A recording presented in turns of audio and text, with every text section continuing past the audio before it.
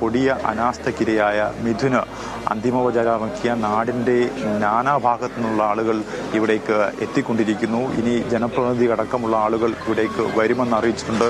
അവരൊക്കെ തന്നെ വരും. പക്ഷേ ഇപ്പോഴും 3 ഏജൻസികളുടെ അന്വേഷണം നടക്കുകയാണ്. കഴിഞ്ഞ ദിവസം തന്നെ മന്ത്രി ശിവൻകുട്ടി ഈ സ്കൂളിലെത്തിയപ്പോൾ പറഞ്ഞതാണ് 3 ഏജൻസികൾ അന്വേഷിക്കുകയാണ്, അന്വേഷണ റിപ്പോർട്ട് വരട്ടെ എന്നാണ്. ഇപ്പോഴും പഴിചാരലുകൾ നിൽക്കുകയാണ്. സർക്കാർ വലിയ പ്രതിസന്ധി നേരിടുന്ന സമയമാണ്. എന്തായാലും ആ പ്രതിസന്ധി കഴിഞ്ഞ ദിവസം മറികടക്കുന്നതിന്റെ ഭാഗമായിട്ട് മന്ത്രി കെ.എൻ. ബാലഗോപാലും അതുപോലെ വി ശിവൻകുട്ടി അടക്കമുള്ള ആളുകൾ ഈ സ്കൂളിലേക്ക് എത്തുകയും ചെയ്തു. സ്കൂളിലെ ഹെഡ് മാസ്റ്ററെ അടിയന്തരമായി സസ്പെൻഡ് ചെയ്ത നടപടി അവർ സ്വീകരിച്ചു. കൂടുതൽ അധ്യാപകർക്കെതിരെ അല്ലെങ്കിൽ KSEBിയിലെ ഉദ്യോഗസ്ഥർക്കെതിരെയൊക്കെ നടപടി വേണമെന്ന് ആവശ്യപ്പെടുന്നു. അതുപോലെ പഞ്ചായത്തിന് അനാസ്ഥ ഉൾപ്പെടെയുള്ള കാര്യങ്ങൾ, ഈ സ്കൂളിന് ഫിറ്റ്നസ് കൊടുത്തതുമായി ബന്ധപ്പെട്ടുള്ള ചില രേഖകൾ, ഫിറ്റ്നസ് കൊടുത്ത ചില രേഖകളൊക്കെ തന്നെ കഴിഞ്ഞ ദിവസം പുറത്തു വന്നിരുന്നു. അങ്ങനെ രാഷ്ട്രീയപരമായി ഈ ഒരു മിഥുന്റെ മരണം ആരോപണങ്ങളും പ്രത്യാരോപണങ്ങളുമായി മാറുന്നു. പരസ്പരം വകുപ്പുകൾ തമ്മിലുള്ള കുറ്റപ്പെടുത്തലുകളായി മാറുന്നു.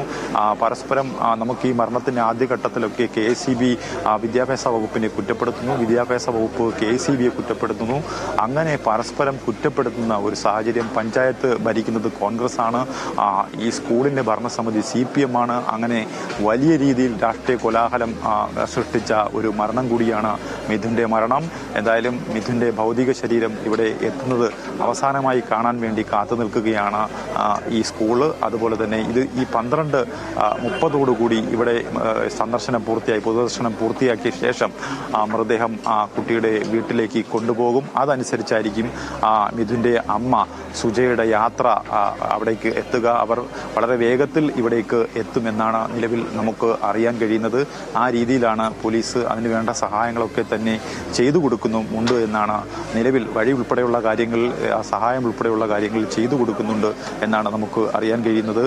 മൈനാഗപ്പള്ളി പഞ്ചായത്ത് പ്രസിഡന്റ് നമുക്കൊപ്പം ചേരുകയാണ്. മിഥുന് വിട നൽകാൻ വേണ്ടി നാട് കാത്തു നിൽക്കുകയാണ്. വലിയൊരു അനാസ്ഥയുടെ ഇര എന്ന് നമ്മൾ വീണ്ടും പറയുകയാണ്. അപ്പോൾ എങ്ങനെയാണ് മിഥുനെ ഓർത്തെടുക്കുന്നത്? നിങ്ങൾ കഴിഞ്ഞ 3 ദിവസമായി പ്രസിഡന്റ് ഇവിടെ തന്നെ ഉണ്ട്. തീർച്ചയായിട്ടും